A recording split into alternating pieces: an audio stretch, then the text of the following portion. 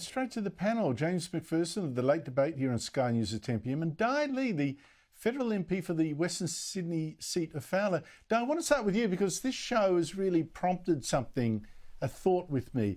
You won your seat of Fowler off Labor with this 18% swing against it, and you have been mentored by a Labor giant, former ACTU President, Federal Labor MP Jenny George, a lovely woman, who gave an interview this month saying Labor had moved away from her with this green anti-worker extremism, and rather than keep her mouth shut, she decided to help mentor you. Can you tell us about your relationship and what it says about Labor today? Oh, look, yes, hi, Andrew. Look, it was wonderful. I picked up the phone call in my Canberra office just soon after I got elected, and it happened to be Jenny George, and she said, "I'm Jenny George. I want to speak to Di Lee," and I said, "Oh, it's me."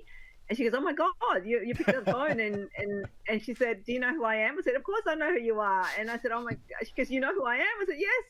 And so I was just in awe by the fact that she rang my office and we spoke, and we struck a friendship over the phone since then, since I think around June 2022 when I was in Canberra. And yes, we have regular chats, regular text messages. She keeps an eye out on how I perform on media, and I'm sure she's probably watching your show tonight. I did message her to say I'm going to be on Andrew Bolt's tonight, and she actually, so agree with me on so many of the issues that I've raised since my election, which is around the cost of living. I've called on the government to extend the excise fuel tax cut because 46% of my population in Fowler drives a car. I've also called for the freezing of the HEX indexation because, of course, young people out here at the moment with the cost of living, the accumulation of HEX debt means that once they get out and go to work, they will not be able to afford to do anything, leaseable by house. So she has been a guide for me in terms of whenever I speak in the media to make sure, and she always reminds me, she said, listen, speak for your community, relate back to what your community is going through. And being a grassroots. Well, I want to say hello. I want to say hello, Di. I want to say hello to Jenny George and say, look, Jenny, I know you keep refusing to come on, but I'm going to keep trying.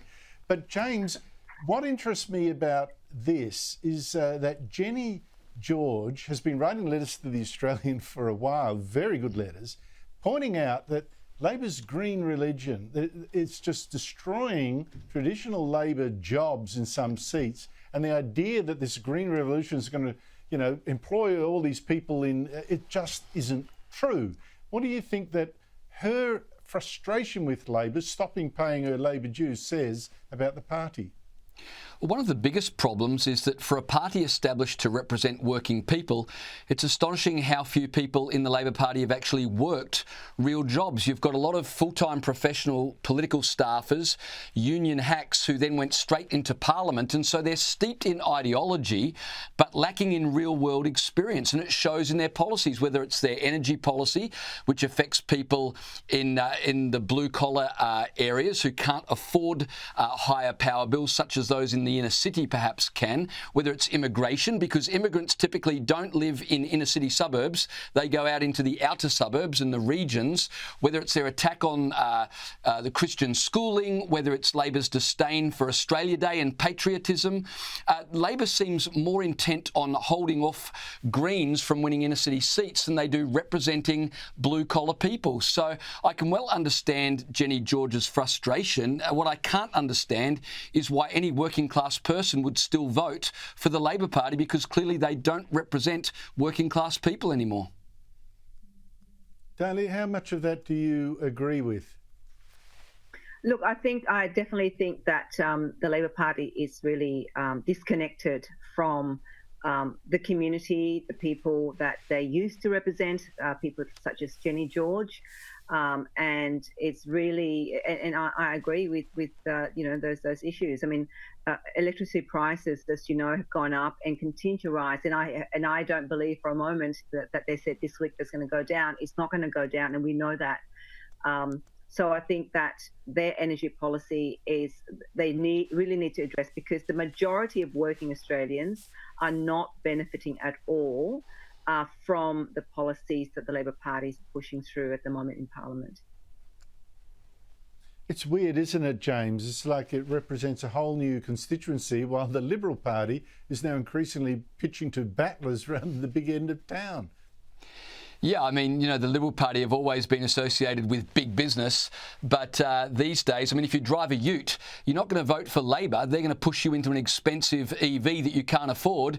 You're going to vote the Liberal Party. Who would have ever guessed the Liberal Party will represent, you know, tradies driving utes? Look, that is so strange. Meanwhile, Di, one other Labor policy is, I think, killing, putting stress on working class suburbs. Immigration, 550,000 people now imported in 1 year when we're not building enough houses for those already here.